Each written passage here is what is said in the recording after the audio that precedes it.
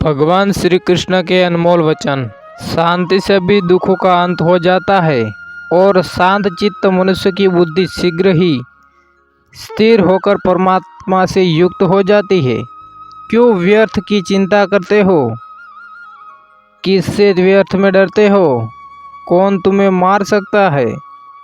आत्मा ना पैदा होती है ना मरती है, हर काम का फल मिलता है। इस जीवन में ना कुछ खोता है ना व्यर्थ होता है। विषयों का चिंतन करने से विषयों की आसक्ति होती है। आसक्ति से इच्छा उत्पन्न होती है और इच्छा से क्रोध होता है।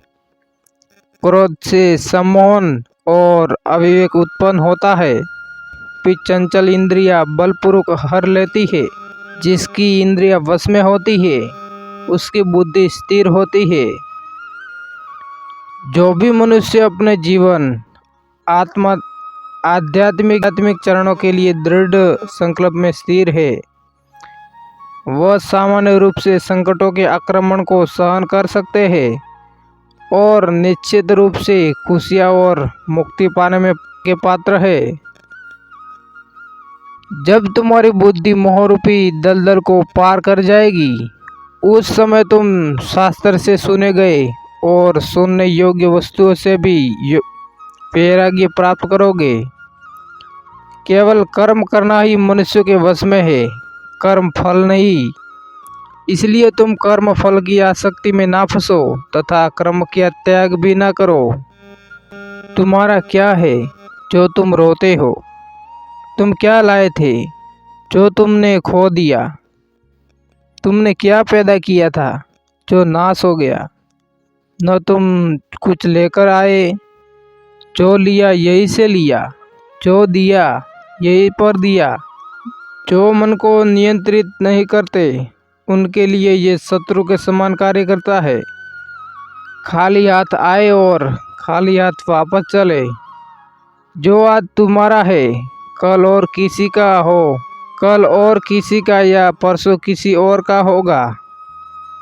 तुम इसे अपना समझकर मग्न हो रहे हो। सुख दुख लाभ हानि और जीत हार की चिंता करके मनुष्य को अपनी शक्ति के अनुसार कर्तव्य करना चाहिए। ऐसे भाव से कर्म करने पर मनुष्य को पाप नहीं लगता।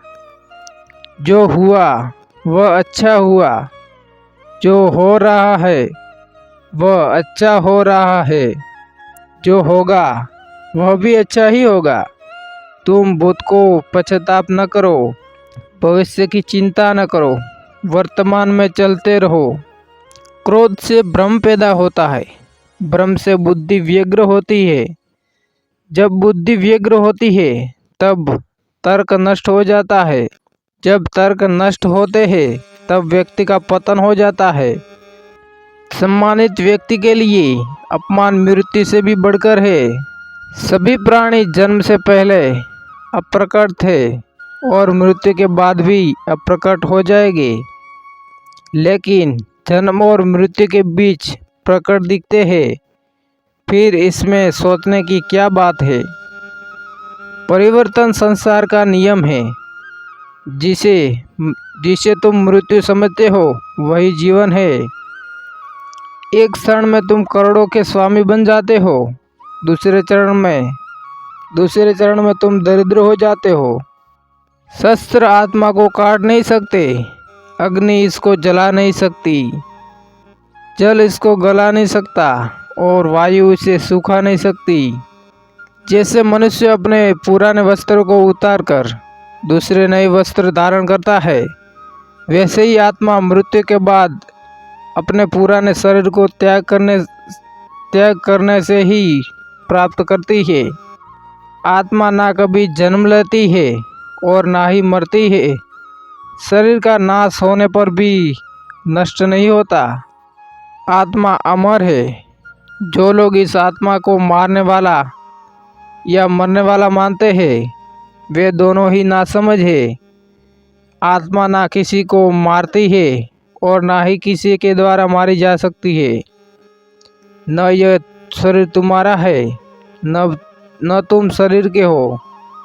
यह अग्नि, जल, वायु, पृथ्वी, आकाश से मिलकर बना है और इसी में मिल जाएगा, परंतु आत्मा स्थिर है। फिर तुम क्यों हो? तुम ज्ञानियों की तरफ बात करते हो, लेकिन जिनके लिए शोक नहीं करना चाहिए उनके लिए तुम शोक करते हो।